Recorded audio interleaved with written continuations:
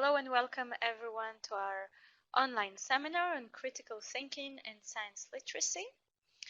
I would like to invite our speakers today, Antoine Bilguin and Anna Lauro, to present this extremely interesting topic. So hello to all of you, and before we will start, there are some rules and suggestions. So if you have a problem with your sound, we recommend you to use a headset, so just like the one I'm using now. You can connect your speakers and make sure that they're well connected and well defined. If it doesn't work, you can log in and come back to the session again. So we still have place in the session, so you can do it, log in and log out. Then let's review some netiquette. So as you know, we need to stay on the topic. I will kindly ask you not to post things in the chat which are not related. So I'm sure that you all are very excited to be here, as we are very excited to have you on board and that you are here. But if everyone will type hello, hello, hello in the chat, we will have 171 hellos. But I would not be able to see if you post any questions. So please do not post hellos in the chat, okay? Because the chat is there for questions. Please don't type in capital letters because it's distractive. It's quite disturbing to us who monitor the chat. And of course, the most important, be respectful to your peers as you're respectful in real life. Same applies to the online environment. And of course, be mindful for your writing. So I would kindly ask you again, please use the chat only for questions in case you have questions, and we're very happy if you have questions or comments that you share what is happening in your school, what is happening in your teaching when relevant to the topic. Then you're more than welcome to type it in the chat. In the end of the session, we will have 10 minutes for questions, and these questions you have typed in the chat will be answered. Okay, so we will answer all your questions and refer to your comments if and when relevant in the end of this online seminar. And the recording, of course, will be in the eTwinning Live. So thank you, and I would like to pass the microphone and the camera to my colleagues Anna and Antoine.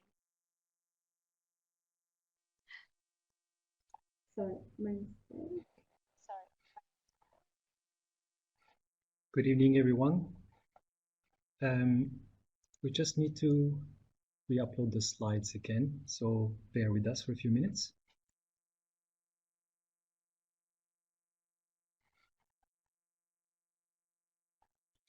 Okay. The ICELS report, the latest ICELS report, indicated that only 2% of students can evaluate internet information critically. And that was a very surprising finding, because we thought, or the researchers thought, that these students are digital natives. And nevertheless, the proportion is quite low. So on this slide, you can see the different levels that the ICELS report identified for computer and information literacy. And you can see the proportions as well. And it's only 2% for the highest level.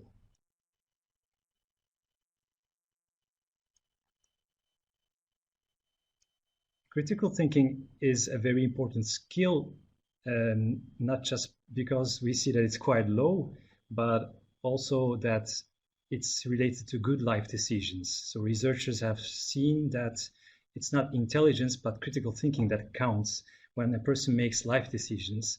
And if the critical thinking is high, then they have better life outcomes as well.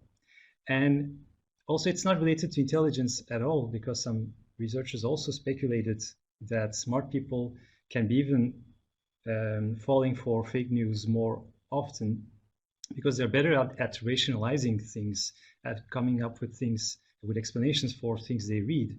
And we have so little time in daily life to read the news in detail and check the facts behind it. We just read the headlines, and then we just take it at face value. So that's another reason why we need to develop critical thinking in young students. And this project that I'm going to present now is a project where we develop learning materials to introduce animal use of science as a topic in the classroom. And you may wonder how that's related to critical thinking, but we realized that it was a very good topic to address critical thinking and science literacy in students.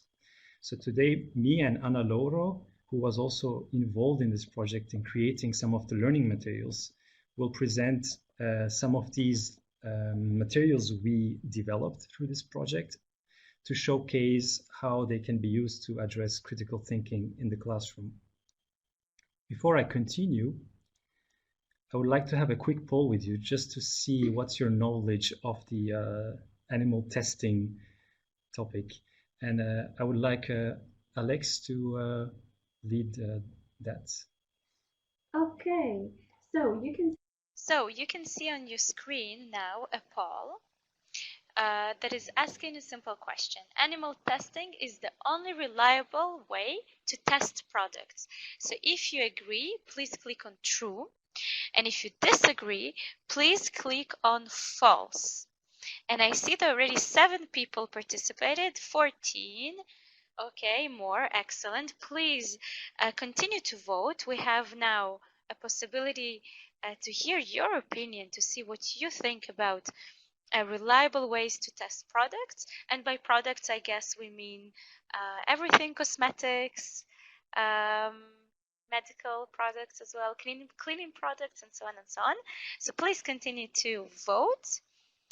I see that the vote continues. Excellent. So we'll give you a couple of more moments. So if you agree that animal testing is the only reliable way to test products, please click on true. And if you disagree, please click on false.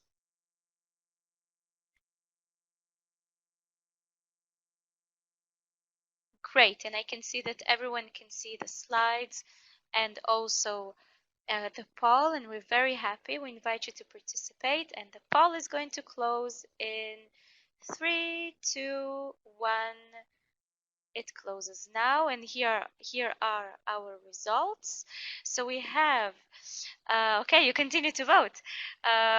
Great. So we have 17.5% mentioned that animal testing is the only reliable way to test products, while 82% said that it's not true, that there might be other reliable ways to test products. So thanks for your participation. I pass the microphone to you,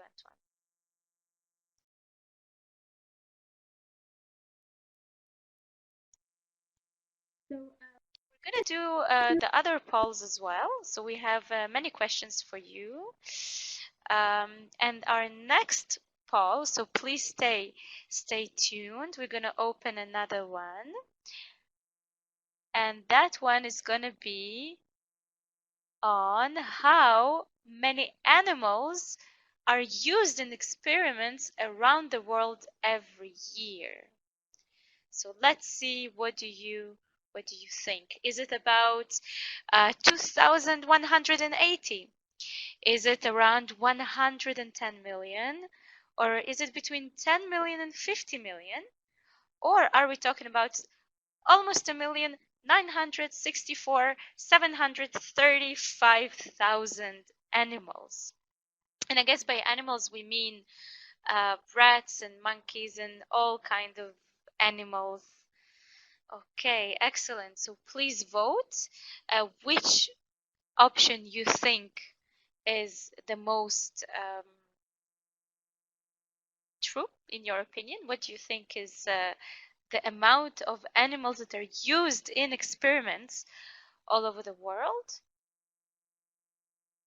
Okay, and I see that actually more than 50% thinks that it's between 10 million and 50 million. So this is the highest, one of almost the highest number here, because we have around 110 million, which 26% of participants think that this is the number of animals that are used in experiments. So, however, only 5% think it's about 2,000, and 10% think it's slightly less than a million. So excellent. We're gonna end this poll in 3, 2, 1, and here are our results. So we have around 60% think that between 10 and 50 million animals are tested around the world every year. Okay, should we do the third poll? Or okay, so as you've been highly participative, and we're very happy to see these results, which I don't know if it's true, if it's false. We have our experts here. Let's see our third poll, so our third question. Okay, ready? So there we go. So stray animals are used in laboratory experiments. Is it true or is it false? So stray animals are animals, for example, if they're in the streets. So it's homeless animals, animals that are just going around. Yeah, basically. In some countries, it's less frequent. In other countries, this is more frequent. So here we have more, yeah, around 80%. So slightly less than 80% think that stray animals are used in laboratory experiments, while 21% think that this is not true. Okay, and we're gonna end this poll. So it's just a short way, 3 short quizzes to see what you think. It's not a test, it's not an exam.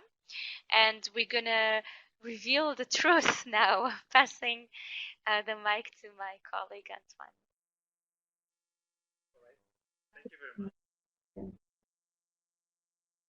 All right. Thank you very much for this quick poll. And Turn your microphone. you don't hear it or no?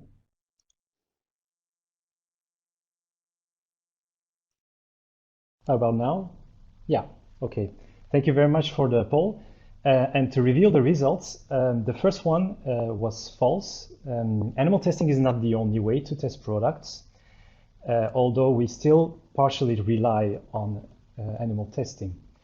And for the second one, the correct answer was 110 million, around 110 million. So that's a lot of animals per year, but you can imagine that we use even more animals for meat consumption. And the third was just a trick. It's a common myth that we believe stray animals are used for animal testing, but that's actually not possible. Animals, we need to know the background of animals well to use them in experiments. So using stray animals is not viable in those terms, but also ethically, of course. So the 3Rs project is based on the principles of the 3Rs. And what are those principles? It's a set of principles that the European Union adopted in their legislation for the use of animals for scientific testing, and to reduce the suffering and discomfort that they experience. The 3Rs stand for replacement, reduction, and refinement. Replacement dictates that a scientist should always find an alternative, if an alternative exists to a specific scientific test, and only if there are no alternatives possible should resort to animal testing. Reduction means that scientists need to know very well about the statistical methodology of their research, because there is an optimal amount of examples or animal subjects that you need to have a valid research. And you shouldn't use more than you need. And also, one also needs to optimize the amount of information that they obtain from a single animal. So this is reduction. And refinement is an interesting one and also relevant for a lot of people that have pets in their homes is that we need to be aware of the basic needs, environmental needs and social needs of animals. And we need to provide them good housing. And if they're going through discomfort in some scientific tests, then they need to be under anesthesia if they're being operated on. And also, for instance, rats, they like their social animals, so they need to be housed together with their fellow rats. And you also need to, scientists also needs to handle gently the animal subjects that they use during testing to minimize stress. So the European Union wants to phase out animal testing completely. One reason is that animal testing is very costly. It takes many years to develop a drug, to validate it, and it's also very costly. There is also the issue of translating animal results to humans. Many medicines and compounds, they can be not having side effects in animals, but when you start testing them on humans, you will notice that humans don't react in the same way. So a popular case is aspirin. Aspirin is bad for animals, and if we only relied on the results of animal testing, we would have concluded that we shouldn't use aspirin. But it was discovered that aspirin is pretty well okay to use with humans, while in animals there are side effects. And the vice versa also occurs.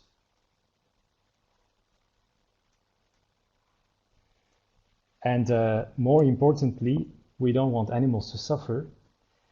It's not really ethical. It brings a lot of ethical questions to test on animals. Therefore, the European Union wants to accelerate this process of phasing out the animal testing that we rely on. And we have already achieved this with cosmetics testing. Now in Europe, we cannot test cosmetic products on animals, but we still rely on animals for many other food or compound testing as well as medicines.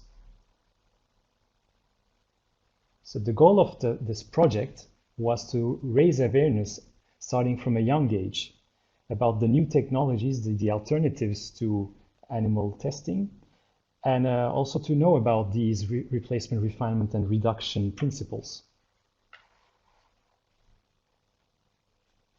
And this is not only relevant for those students that want to become scientists or want to become animal researchers, but for everyone, the future citizens, because we need to have a society that understands each other well. We need to have journalists that are aware of the problem. We need parents that will be supportive of their child in pursuing a career in finding alternatives to animal testing. We need policymakers who are aware of these issues and that prioritize these things and can understand the needs of scientists well. So the idea was to not make this science heavy learning material package, but to cover many pedagogies that can be beneficial in an interdisciplinary way.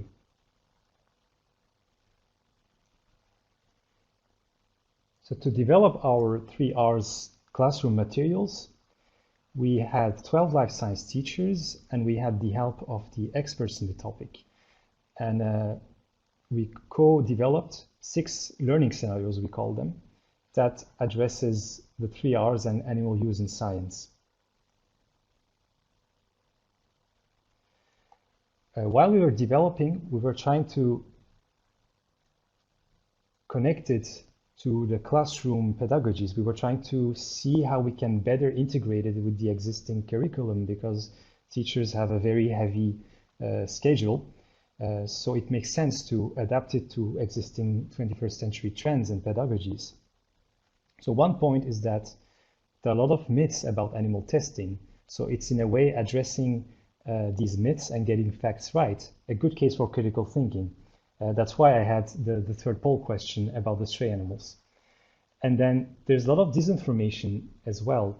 So you have two sides or many sides to animal testing. Some want to promote it and some want to have it removed completely, like the animal rights activists. And on all sides, there can be some manipulation of the facts to just promote their agenda. So one can also discuss on these possibilities of disinformation.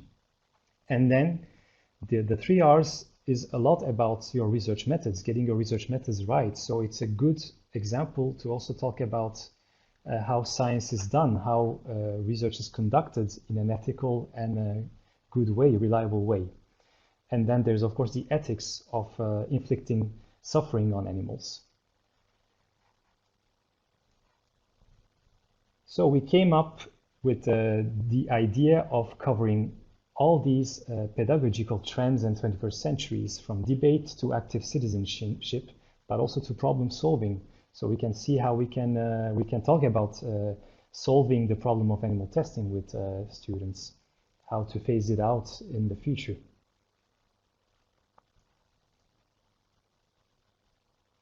To give you a brief overview, we had 6 countries, teachers from 6 countries, co-developing these 6 learning scenarios.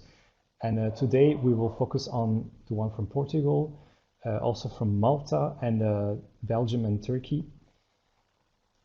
And I would like now to give the floor to Ana Loro, who was also a pilot teacher in this 3Rs project and who developed the animals in science and education topic. And she will explain about her experience with the learning materials of the 3Rs project. Anna, let me know when you're ready, and the floor is yours.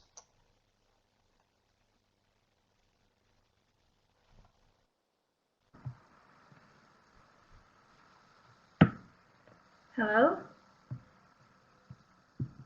Hello? Can you hear me?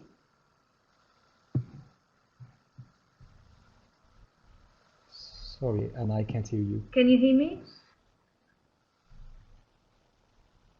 You can't? Oh. Yes, Anna. Can you hear me now? Yes, Anna, I can hear you. Yes, and I see the participants also can hear you. Yes. Okay, so hello everyone. My name is Anna. I'm a teacher in Portugal, and I was part of the team that built up a learning scenario to address this subject of the 3Rs. Our theme was animals in science and education, and we basically created um, a learning scenario to address the problem of the 3Rs, especially in the classroom. So we tried to bring some activities for the students to be aware of the problem itself in terms of the use of animals in the science classrooms, and if there are possibilities to study digestive system, circulatory system, and so on without using live animals in the classroom labs. So we prepared a very important set of resources, all kinds of resources for teachers to use in the classroom, like YouTube videos, presentations, and other kind of resources ready to be used. We created a wide selection of those resources so that teachers from different countries could choose from those, all of them, or just pick one or two depending on the environment they wanted to create in the classroom. So we started to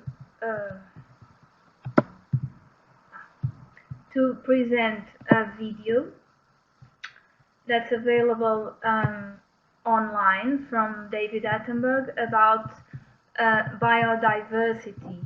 What is biodiversity and the importance for everyone that lives in planet Earth. We think that with this video, students were more awake about how many different kind of animals live in our planet, and if they dependent on each other or not, and if it's good for them to have other kind of animals living nearby. Okay, so after that, in the same lesson, actually, we presented another video that you can find in this link here, where they could learn about the 10 medical breakthroughs thanks to animal testing. So it shows everyone very important medical breakthroughs for humankind that were made thanks to animal testing.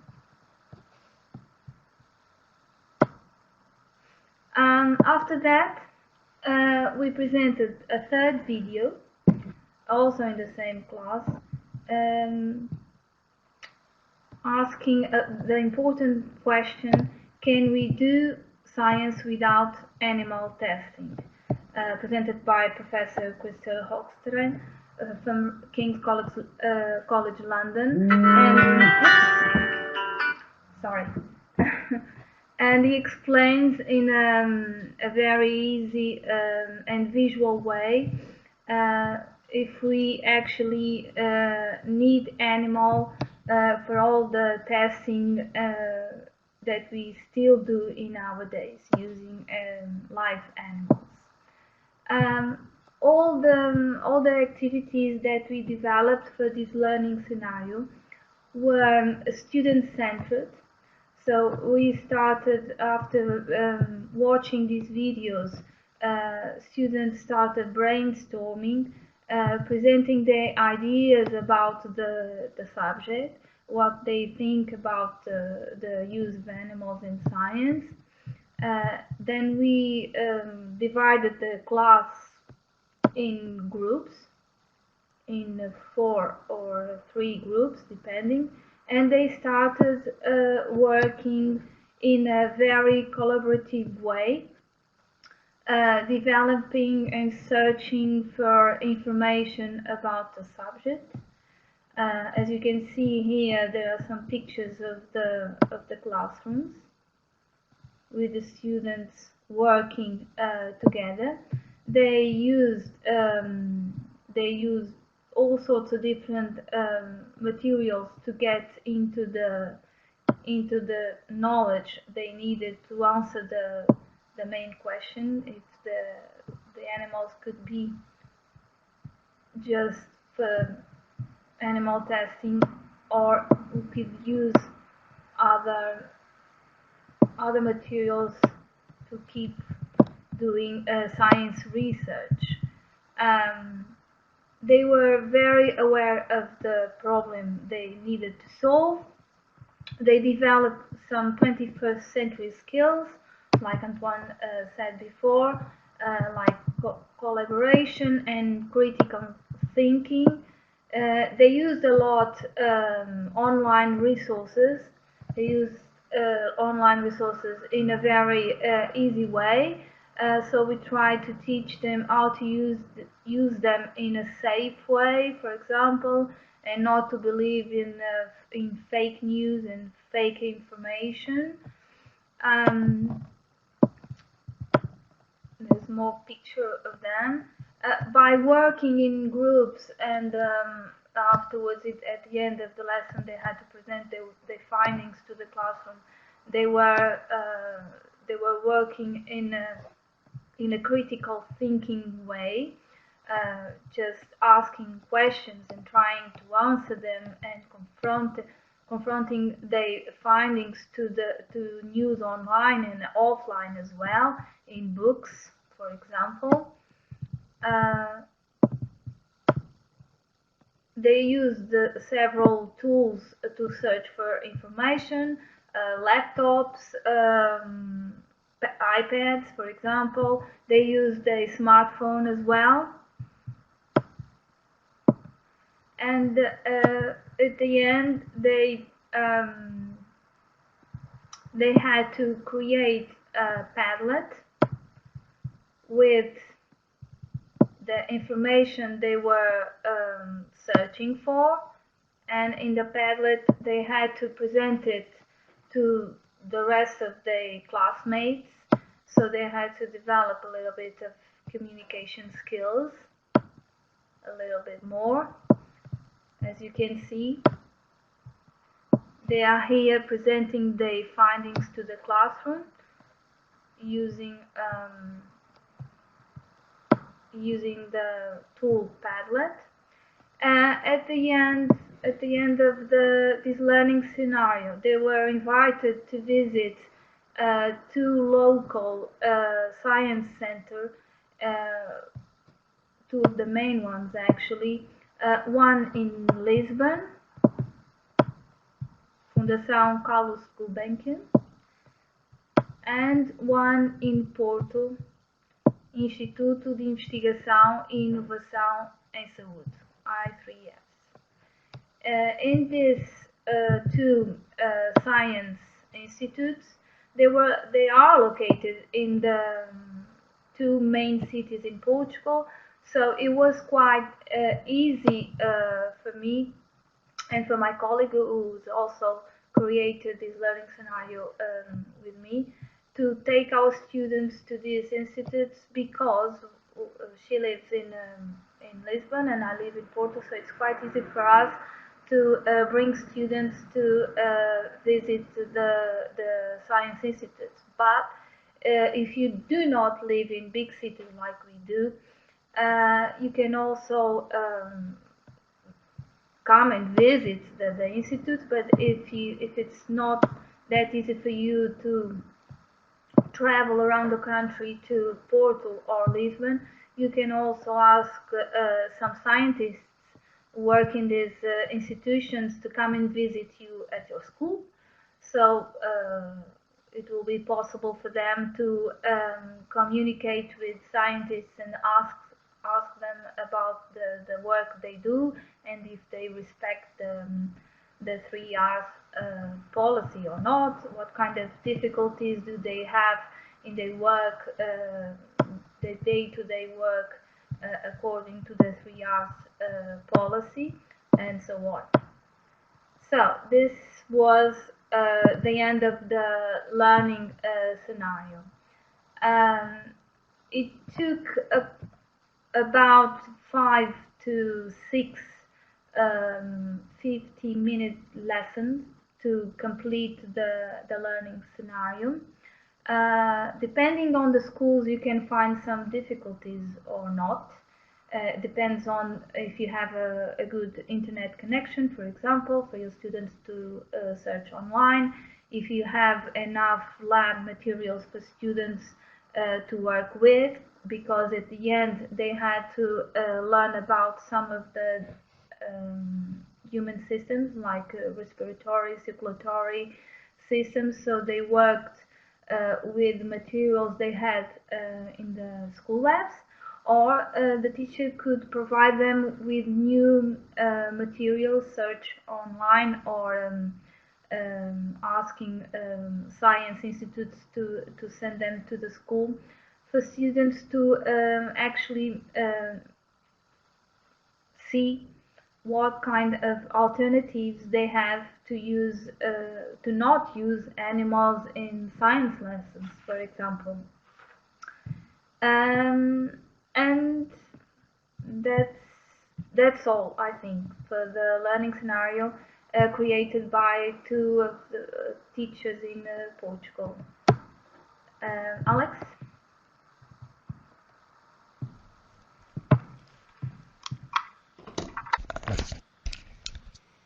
Hello. Thank you, Anna. And I hope people can hear me right now. Yeah, cool. Thank you very much, Anna. This is really nice to have someone who has actually implemented the learning scenarios.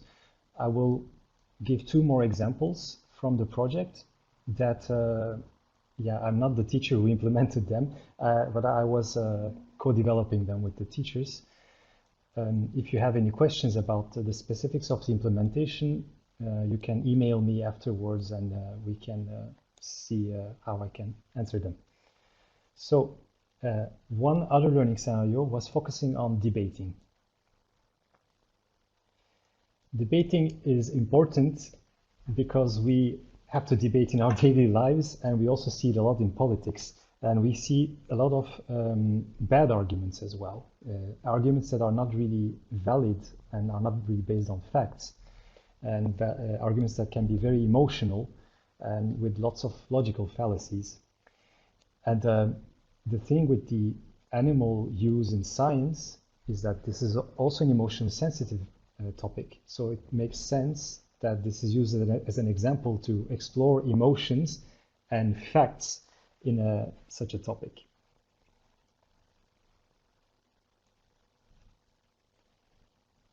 So a very typical way to address the emotions of the audience in an argument is to use the cuteness strategy, the cuteness scheme. You can see on this image that the infants, the babies of the animals and humans alike are cuter than the adults because they have these round faces, big heads, and this fact is used a lot in advertisements and campaigns. And I'm sure that you already have ideas already popping up. We can see on the TV such cute dogs and cats and babies on advertisements for anything. And the interesting thing is that in the topic of animal testing, it's used by all sides of the camp. It's not just something that is used by animal rights activists, but also by companies and institutions who are sensitive about this, but also about those who are trying to promote animal testing. So you see here an advertisement of Lush with a cute rabbit, but then you also have this kind of advertisement that shows you a cute baby and says, would you rather see the rat live or the baby? Because our kids, they can open closets in the kitchen and they can swallow some cleaning product, and we need to make sure that it's not deadly for the kid. So animal testing is important. They're trying to both appeal to the emotions of the audience. In this learning scenario about debating, we also addressed typical logical fallacies in arguments, and there are dozens of them, but here are just a few examples. One is circular reasoning, and that could be, for instance, I would be saying animal testing should stop because animal testing is bad, or my dad told me he never lies, so he never lies. It's circular because you accept the first part of the argument as being true, but you didn't explain that argument actually. So animal testing is bad, needs explaining, still begs the question of why it is bad. Another one is a false dilemma. For instance, one can tell you either we stop eating meat or we are going for a very dangerous situation with the whole world and its sustainability. So it's either you take this or that. But there are so many, this is not a black and white issue, there are so many other alternatives that can be discussed that could be diminishing meat consumption, for example. It's much easier to convince many people to reduce their meat consumption by half in place of trying to convince them to be all vegans. And economically, it makes more sense as well to have such transition more feasible.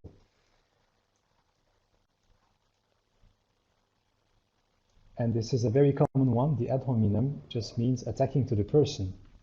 So it can be that on TV, a politician, a Ministry of Education came up and they're explaining their policy for education. And a rival says, well, you don't even have kids. What do you know about education or the youth? So this argument has nothing to do with the policy that the minister is talking about. Then we have the red herring. That's like something to distract you on the side. It could be that a journalist is asking at the press conference to a municipal officer about corruption, and then the municipal officer says, well, we have security issues, we have coronavirus or whatever, and then he might evade the subject. That would be a red herring to distract you from your argument. So we asked students to explore these fallacies and then try to identify them during their own debate. And we didn't go for a classical debate setup here, but we tried to have different roles. So students would take different roles from the stakeholders in animal testing, and they will try to act and bring arguments as if they are that stakeholder. And that's better than a pro and con setup of debate where you have only two sides, but there are many sides. These are just a few examples. One could be a patient with an untreatable disease, and he might think that if we go for alternatives in to animal testing, it might slow down the research needed for his cure. Or it could be a pharma company CEO who has a lot of money invested in animal testing based medicine. It can be an animal lab scientist who has a different view, an animal rights activist, and a cleaning service worker, or someone working in a factory who has to deal with chemicals on a daily basis. So this way you can make your students explore different perspectives, and they can choose their arguments and then come up, and then they choose the stakeholder that made the best case. And I would like to quote Susanna Lohimies, who had a webinar with us for our online course recently. And she said legislation is by default a compromise between different competing interests, in this case the protection of humans, animals, and the environment. Therefore, these debates are always about a compromise and not just the black and the white, but everybody has to change their standing in a way to reach a solution.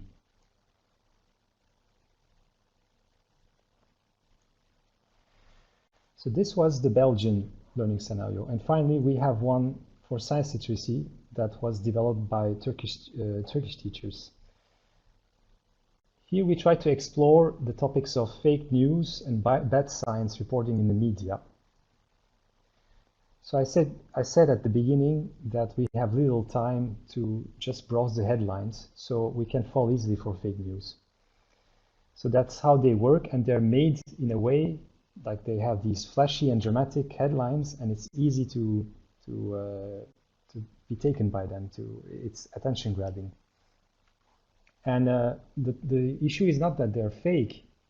Maybe there's not something really fake, but it can be biased. And that's a more complicated way to approach news articles than just saying this is fake news and this is not. And we wanted students to be aware of fact-checking websites such as this one. And the interesting point that comes out of this is that, for instance, in the time of the elections in the US, there was allegations that Trump manipulated the media or social media and resorted to fake news. But when we explore such websites, we also see that fake news can come up from any sides of the political fence. It doesn't mean that only the populists or the right wing or the left wing, but it's all kinds of wings that can do such fake news manipulations.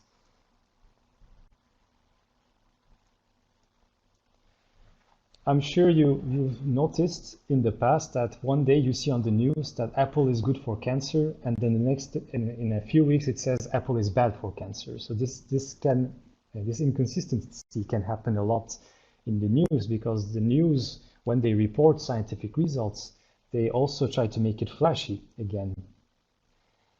And we wanted students to explore the research behind these media articles. So one thing that they could do is come up with such examples and see what's the issue and whether the results, the scientific study really claims that. So you have here an example of a study that says you grow horns on your skull if you use your smartphone for too long.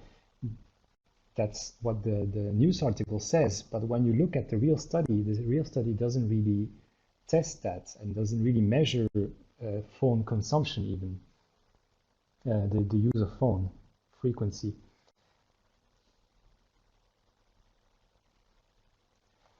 And then another example for media manipulation is this topic by this video by PETA. PETA wanted to have a video that goes viral where there was a cat that was being beaten by his owner. But then it turns out that this was just graphics. But they just wanted to spread this. They just wanted this to go viral so that they could raise awareness about all the other animals that are really being treated badly. And the issue is they knew that if they only talked about animals that are being treated badly in circuses, that video wouldn't be so interesting. But when there was this cat, this pet animal, this cute animal that was really being beaten, then of course that's going to go viral more quickly. So in a way, they manipulated the media. And a question is, an open question is it right to do this even if it's for a good cause?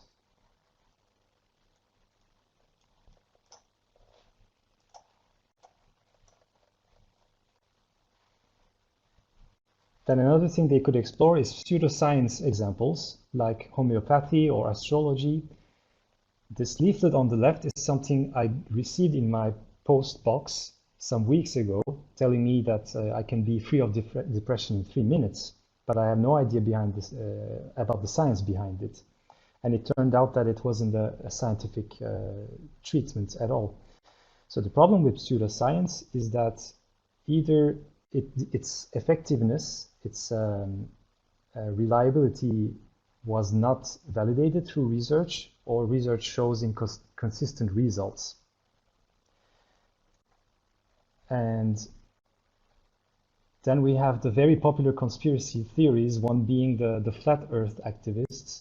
This poor man died a few days ago, if I'm not wrong, in a rocket crash. And it's a shame, but these conspiracy theories work really well because the common message underneath them is they're not telling us the truth, they're hiding something. So again, this is an example that is appealing to the emotions of people.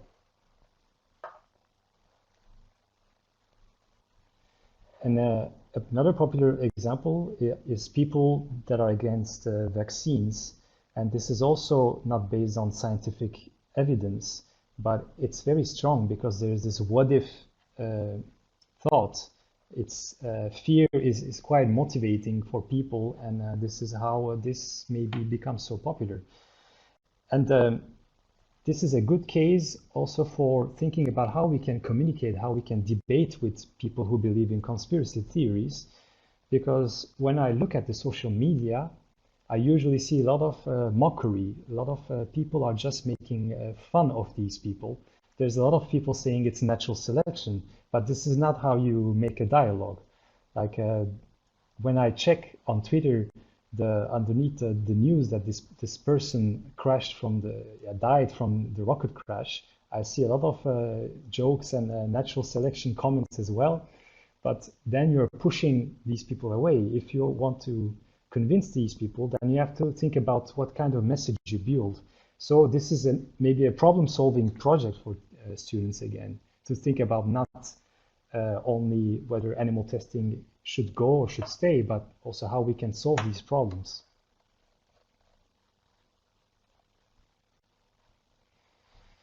So after exploring these topics, students had to come up with a research question and do their own research. This is to emulate real scientific research in school. just by doing a survey with your fellow students. For example, they could ask, if they will ask, are pet owners more against animal testing than non-pet owners? This is something that they can answer in their school with a survey. And here they also need to think about things like bias. They need to think who they are asking. Are they randomly selecting people that they are asking the questions? Because otherwise they may have a sample of people that are thinking in a similar way. So the randomization is needed when you have a sample of subjects.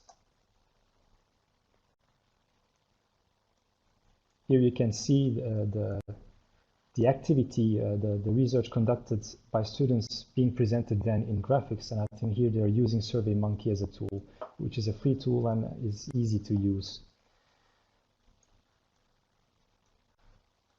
So here they explored, for example, the notion of informed consent, because participants need to be explained what kind of research they're joining before answering questions. So you need to explain them, and then they need to agree that you can ask them questions. And they need to have the liberty to withdraw anytime they like from the research. Then normally for a research study in a laboratory, you would need ethical approval from an ethical committee. In this case, students can go in school to ask for ethical committee from a group of teachers or the administration to see if it's all right to do such a survey. Is there deception? Is there discomfort done to the students who will participate in the survey? And finally, students had to visualize the data they got. And as you can see in the screenshot, they presented their results, for instance, in bar graphs, and they learned how to visualize nicely. You can see that the bars have different colors. And these are some tools, or also there's Google Forms that you can use for visualizing your data.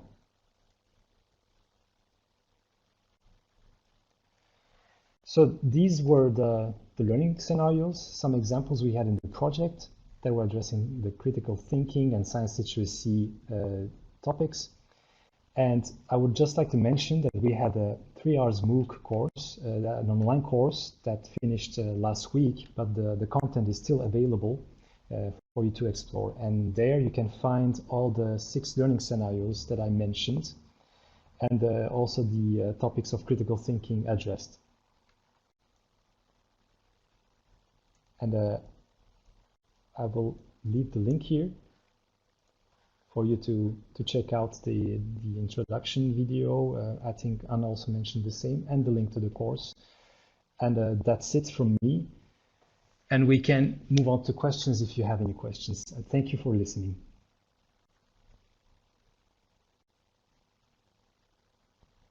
Okay, thank you very much, Anna. Okay, thank you very much, Anna and Antoine. We have some questions collected throughout the presentation. So the first question, which you might have already replied, what was the age of the students involved in the scenarios you described before? Anna. And the second question, also I think directed towards you, which scenario is suggested to primary school? Sorry, can you repeat that again? Actually, my headphone is not working. Sorry. Yes, so I will repeat the. Yes, so I will repeat the question again. So the first question is, what is the age of the students involved? And the second question is, what scenario is recommended to primary school? Yeah, I got the first question. The learning scenarios, so the first one I explained, the debating one, was implemented with students from 15 to 18 years of age. And the other one was also implemented with students from the age of 13 till 18. So the science literacy one was implemented with younger students. Unfortunately, this project was aimed for secondary school level. So the learning materials here need to be adapted if to be used with primary school students. But I think that the debating one would be an easily accessible one and can be easily adapted to primary school students. And then another one that we didn't mention today could be the animals in society learning scenario. And you can find that in the online course as well. And we will publish it later on Scientix. I would recommend these two.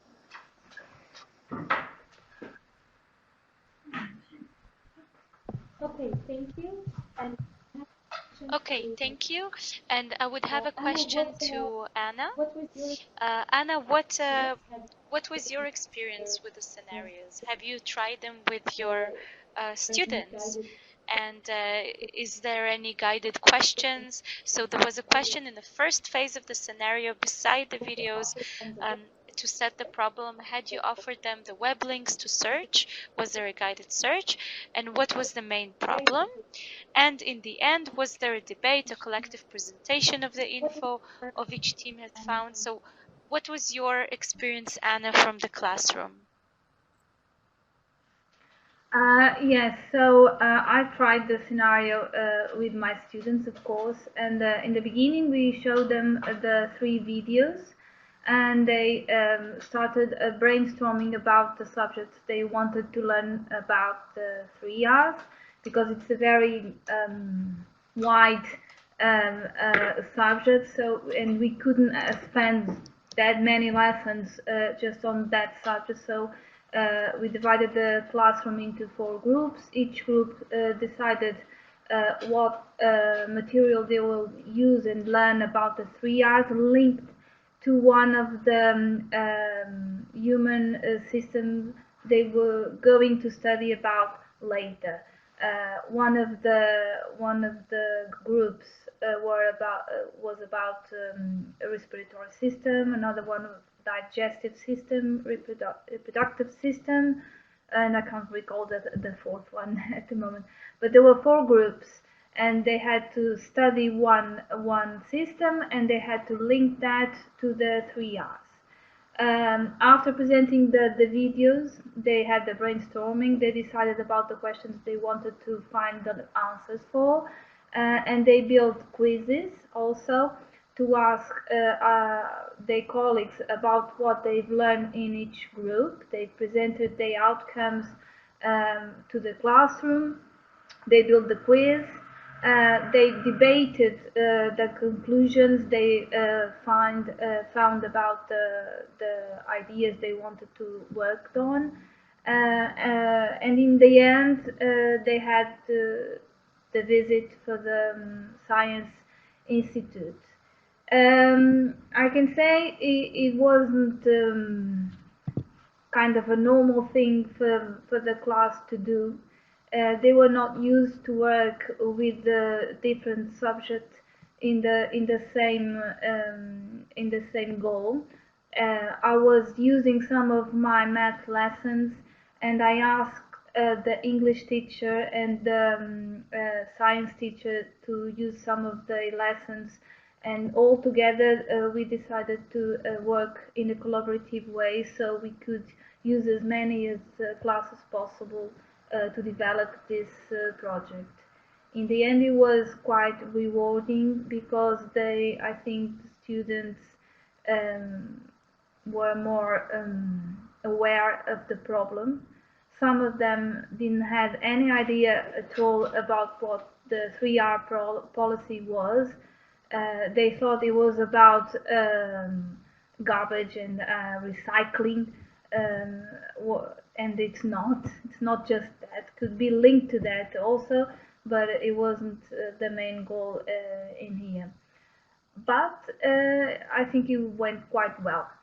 Yes. Okay, thank you very much, Anna. And indeed, we had a comment that it's great that this kind of work can be transcurricular. So absolutely. So the idea is you are twinners. The idea is that you can go to your colleagues and tell them, hey, let's do this project together. Let's work on this topic together in a transcurricular and also interdisciplinary way. So you can engage other teachers.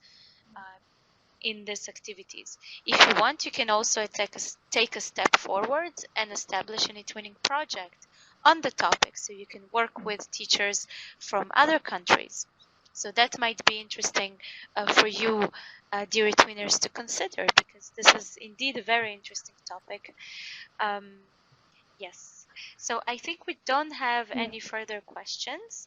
I would like to ask the experts, if you have any final words, would you like to add something? Then the floor is yours. And of course, I would like to thank our experts, Anna and Antoine. Antoine, you first.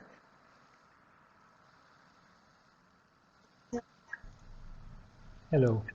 I would just like to say thank you very much for this opportunity and your interest.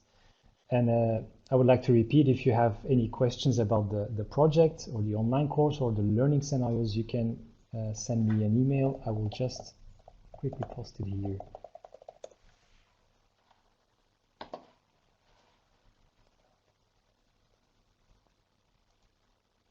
Yes, me too. I just want to thank you, everyone, for being here today, sharing this adventure with us. I just got an email from the Scientix team saying that the 6 learning scenarios are already online on the Scientix page, so you can look out for them and ask for translation if you want to have a closer look to the learning scenarios. So please be free to ask for any help if you need. I will leave my email address as well. Thank you.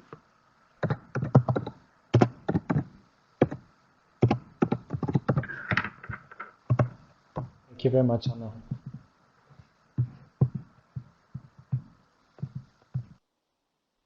Oh, that's it from us.